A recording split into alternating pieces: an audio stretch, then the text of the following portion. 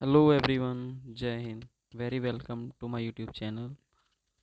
तो आज की इस वीडियो में मैं आपको बताने वाला हूँ एनसीईआरटी कक्षा 11 की भूगोल के 10 प्रश्न जो पीजीटी, नेट, जेआरएफ व अन्य सभी प्रतियोगी परीक्षाओं में पूछे जाते रहे हैं और आगे भी पूछे जाने की उम्मीद है।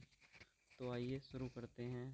पहला प्रश्न, जैसे कि आपको दिया गया है कि निम्नलिखित में से किस विद्वान ने भूगोल शब्द का प्रयोग किया। तो इसमें option number A Galileo, option B Eratosthenes, option C अरस्तु, ऑप्शन डी हेरोडोटस। तो इसमें आंसर होगा इसका इरेटोस्थनीज। ठीक है। और इसी तरीके से दूसरा प्रश्न देखते हैं। दूसरा प्रश्न दिया गया है, निम्न में से किस लक्षण को भौतिक लक्षण कहा जा सकता है। तो ऑप्शन ए मैदान, ऑप्शन बी पत्तन यानी कि बंदरगाह, ऑप्शन सी सड़क, ऑप्शन डी जल उद्यान। तो बताइए सही आंसर क्या होगा इसका। इसका सही आंसर होगा मैदान। ठीक है।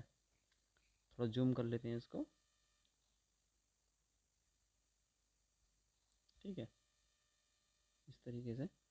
अब प्रश्न नंबर 3 की तरफ चलते हैं। प्रश्न नंबर 3 ये दिया गया है, निम्नलिखित में से कौन सा विषय कालिक संश्लेषण करता है।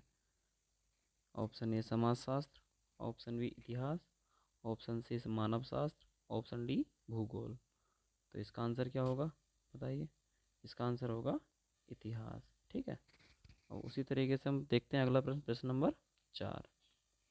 प्रश्न नंबर 4 क्या होगा, मौसम विज्ञान जलवायु की किस शाखा से संबंधित है। ठीक है। अब ऑप्शन मृदा भूगोल, ठीक, ऑप्शन बी जलवायु विज्ञान, ऑप्शन सी जनसंख्या भूगोल, ऑप्शन डी सामाजिक भूगोल। तो इसका आंसर क्या होगा, ऑप्शन बी।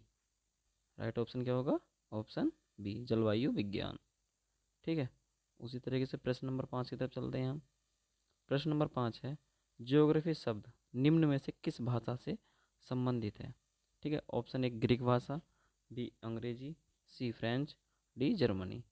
अब इसमें देखें तो जो पहला जो ग्रीक भाषा है, तो ग्रीक भाषा जो है हमारा ज्योग्राफी शब्द ग्रीक भाषा से लिया गया है। ग्रीक भाषा का जैसे जियो है, जियो प्लस ग्राफी, जियो प्लस ग्राफी। जियो का मतलब क्या होता है पृथ्वी, और ग्राफोस का मतलब वर्णन करना। ठीक। तो अर्थात क्या मतलब हुआ इसका, पृथ्वी का वर्णन करना। सही आंसर क्या होगा इसका, सही आंसर होगा इसका ग्रीक। ठीक। अब उसी तरीके से प्रश्न नंबर 6 की तरफ चलते हैं। प्रश्न नंबर 6, भूगोल निम्न में से किस प्रकार का विषय है। आलोचनात्मक, गवेषणात्मक, संश्लेषणात्मक या तुलनात्मक। तो इसका आंसर क्या होगा, ऑप्शन नंबर सी संश्लेषणात्मक। ठीक है। अब प्रश्न नंबर 7 की तरफ चलते हैं हम। तो प्रश्न नंबर 7 दिया गया है, पृथ्वी का आकार कैसा है, गोल या चपटा। जैसे गोल इस तरीके से कह सकते हैं हम, जैसे गोल कहें तो हम इस तरीके से बिल्कुल। ठीक है। तो गोल तो ऐसा पृथ्वी है नहीं, क्योंकि पृथ्वी जो है ध्रुवों से चपटी हुई है और साइडों से उभरी हुई है, तो गोल भी नहीं है। ठीक है। और कहने लगे हम चपटा, चपटी भी नहीं है। ठीक, चपटी भी नहीं है, देखो इस तरीके से। और भूआब, भूआब का मतलब ऊपर से ध्रुवों से थोड़ी चपटी हुई, बाहर साइडों से उभरी हुई। ठीक है। तो इसका मतलब इसका आंसर क्या हुआ हमारा, भू आब। इसे हम जियोड भी बोल सकते हैं। ठीक है। और प्रश्न नंबर 8, अब निम्न में से भूगोल की मात्र शाखा कौन सी है। भौगोलिक चिंतन का इतिहास, खगोलीय, मानव भूगोल या सांस्कृतिक भूगोल। अब इसका आंसर क्या होगा, भौगोलिक चिंतन का इतिहास, भौगोलिक चिंतन का इतिहास। ठीक है। प्रश्न नंबर 9 की तरफ चलते हैं। अब निम्न में से किस ग्रह का कोई उपग्रह नहीं है। अब इसका पहला ऑप्शन बुध, मंगल, बृहस्पति, और इसका डी ऑप्शन है अरुण। ठीक है। अब किसका कोई उपग्रह नहीं है, सौर मंडल में सिर्फ दो ही ऐसे उपग्रह हैं, ग्रह हैं सॉरी, दो ही ऐसे ग्रह हैं जिनका कोई उपग्रह नहीं है।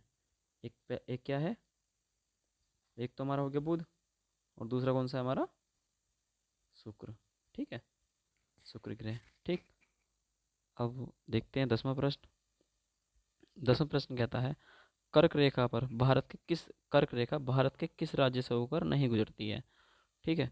अब इसमें देखो, पहला, सबसे पहले साइड से चलें हम, पश्चिम से पूर्व की दिशा में चलें, तो पहला गुजरात होगा, और दूसरा राजस्थान होगा, तीसरा मध्य प्रदेश, चौथा छत्तीसगढ़, पांचवा झारखंड, और छठा पश्चिम बंगाल, सातवां त्रिपुरा, आठवां मिजोरम। तो इसमें ओडिशा नहीं है। ठीक है, तो इसका आंसर क्या होगा हमारा? ओडिशा। ठीक। अच्छा, आपको अगर हमारी वीडियो पसंद आई हो तो हमारे इस चैनल को सब्सक्राइब करें। ठीक है।